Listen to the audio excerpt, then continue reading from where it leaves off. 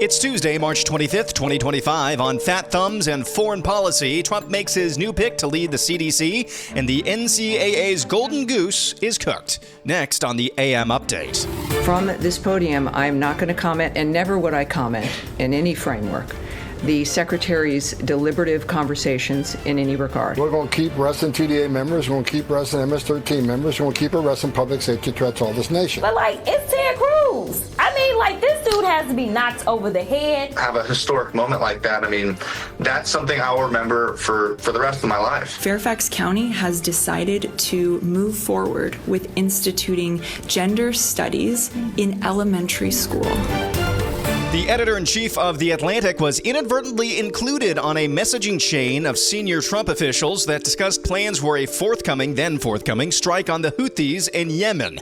Jeffrey Goldberg penned a first-person account of getting connection requests from what appeared to be Trump's national security advisor, Michael Waltz, on March 11th on Signal. That's a popular encrypted messaging service used by journalists and government officials. He accepted and then was added to the chat group called Houthi PC Small Group, where he proceeded to see a series of top Trump officials discuss what turned out to be an upcoming attack on the Houthis and what critics are calling a massive breach of national security.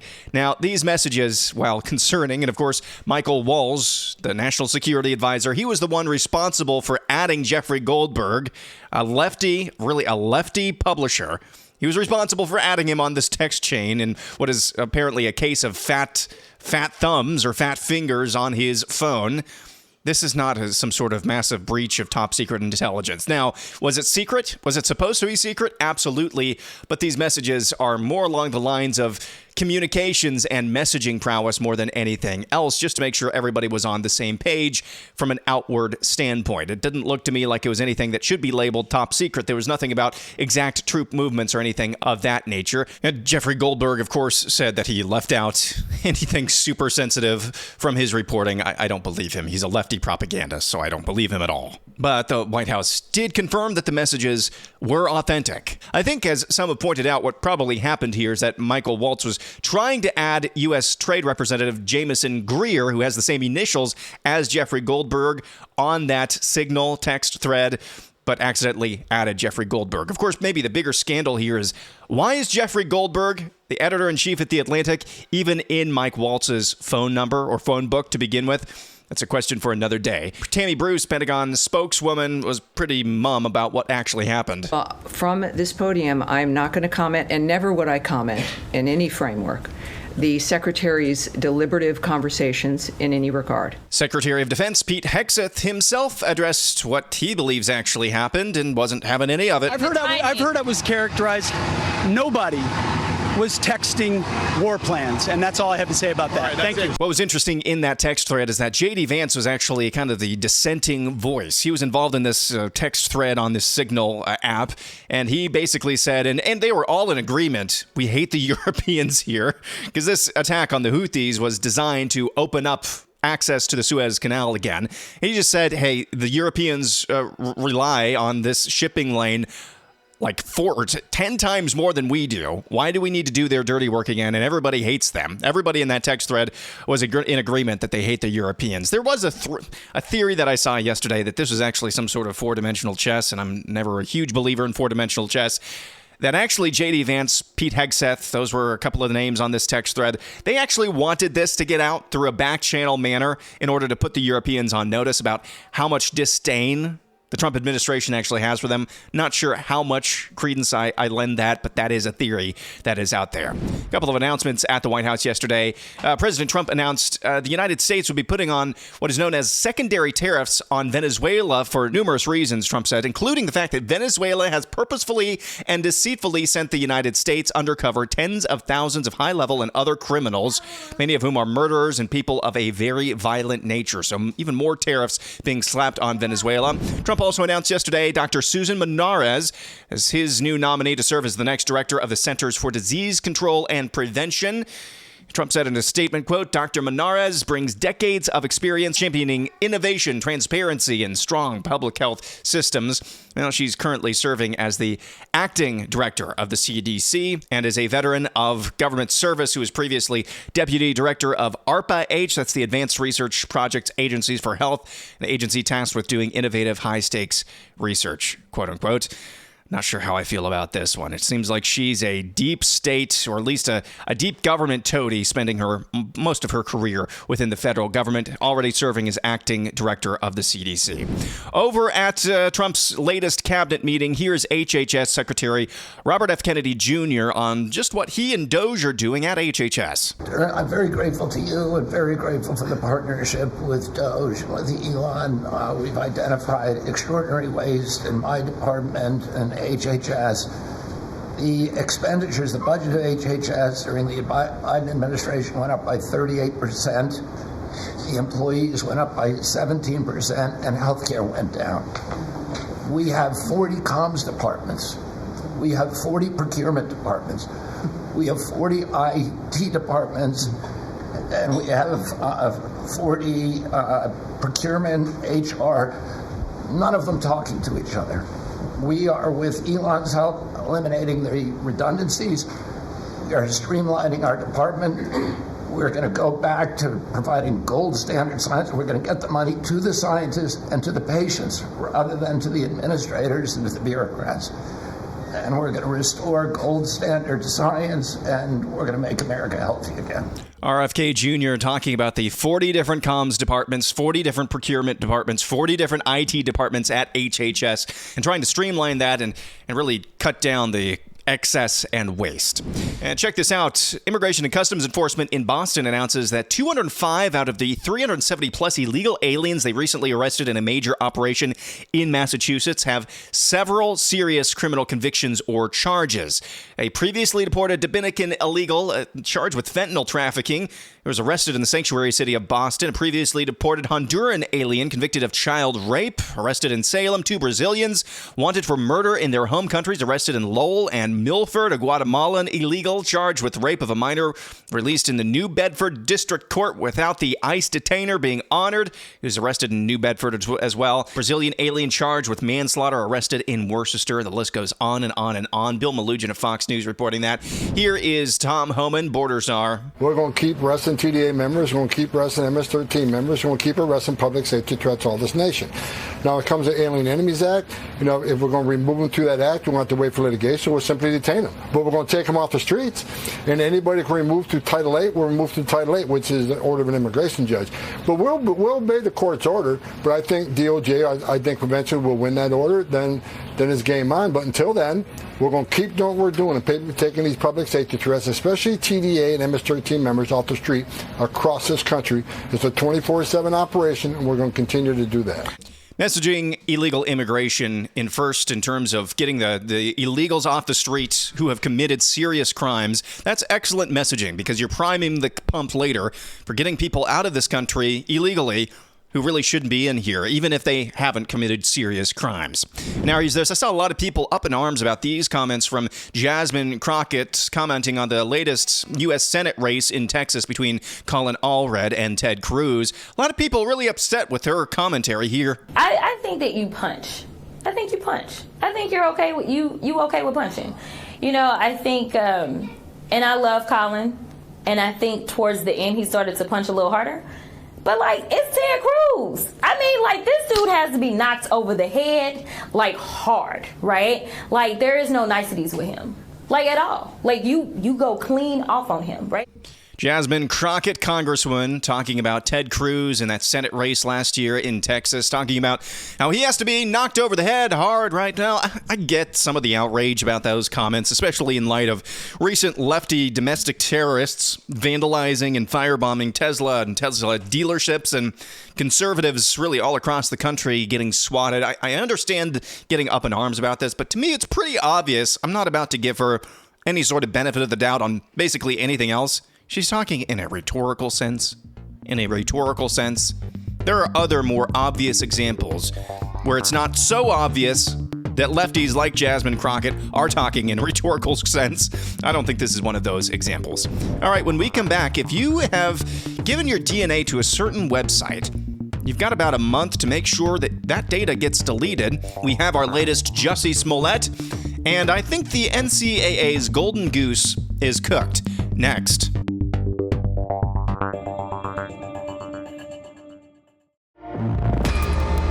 23andMe has filed for Chapter 11 bankruptcy protection, and its co-founder and CEO has resigned as the struggling genetic testing company continues its push to cut costs. San Francisco-based 23andMe announced Sunday it's going to look to sell substantially all of its assets through a court-approved reorganization plan. Anne Wojcicki, who co-founded 23andMe nearly 2 decades ago, is also stepping down as CEO, effective immediately, but will remain on the 23andMe board. Her resignation comes just weeks after a board committee rejected a non-binding acquisition proposal from Wojcicki, who has been trying to take the company private. Wojcicki intends to still bid on 23andMe as the company pursues a sale through the bankruptcy process. In a statement on social media, Wojcicki said that she resigned as CEO to be in the best position as an independent bidder. So basically what this means is that a company that specializes in genetic testing that has the DNA of millions of people, all of that really personal data of millions of people, is just going to be for sale to the highest bidder here coming very soon, it sounds like anyway. This dynamic that all of this data is basically going to be on sale to the highest bidder is actually causing some people to call for users to delete their genetic data from the website, which you can do if you actually have a login for 23andMe. So maybe if you've done that, if you've done the genetic testing, the DNA testing through 23andMe, might be a good idea to log on to the dashboard and delete that data before any sale goes through. Yesterday, I told you about Oklahoma State wrestler and Air Force Second Lieutenant Wyatt Hendrickson. He was interviewed by Fox News about just what that moment meant to him. Being able to complete the biggest upset in NCAA wrestling history and do it in front of his commander-in-chief. Pretty special. I gotta be very honest with you. That is very special. You know, when we talk about the final boss, like that is my boss of my boss of my boss. So, you know, having him be there and support the great sport of wrestling and be able to watch me, you know, have a historic moment like that, I mean, that's something I'll remember for the rest of my life. We have a new Jussie Smollett. An Allentown, Pennsylvania City Hall employee is being charged with planting a noose on her own desk back in January. Latarsha Brown, charged with fabricating physical evidence and a false report to law enforcement. Allentown police say Brown asked the investigation be discontinued after city employees on her floor were asked to provide DNA. Police say her DNA was found on the noose. Allentown, Pennsylvania police say, quote, during the investigation, video surveillance and building access controls records were reviewed to identify city employees present on the 3rd floor of City Hall between the time Ms. Brown left work on the afternoon of January 9th, 2025, and her arrival on the morning of January 10th. Those employees were interviewed, and each was asked if they would provide a buccal swab for DNA testing if needed. Every city employee agreed except for Ms. Brown. Initially cooperative, Ms. Brown later requested that the investigation be discontinued. The noose was submitted to the Pennsylvania State Police Crime Lab for DNA testing on January 14th of 2025. On January 24th, a search warrant was approved by the Lehigh County DA's office for Ms. Brown's DNA, and a DNA sample was obtained that same day. On January 27th, Ms. Brown's buccal swab was submitted to the Bethlehem Regional Crime Lab of the Pennsylvania State Police for comparison with DNA profiles recovered from the noose. On March 10th, Forensic DNA Division of the Pennsylvania State Police issued a written report indicating that Mrs. Brown's DNA matched the DNA profile obtained from the swabs of both the outer surface and the inner knotted portion of the noose after taken apart. So a woman, an employee of Allentown City Hall in Pennsylvania, planted a noose on her own desk, claimed racism. My live studio audience today are a couple of Nazgul. So a woman, Latarsha, she's an employee for Allentown City Hall in Pennsylvania, planted a noose on her desk in January of this year. Everybody was forced on her floor to take a buccal swab for DNA, and she refused and asked the investigation to discontinue because it turns out that she planted the very noose on her desk. The only thing that's missing from this story are a couple of masked red hatters screaming, This is a MAGA floor. You have a lot to say, don't you? Can you say dada? And now here's this. This is a mom in Fairfax County, Virginia, who I think speaks for us all in the next minute and 40 seconds.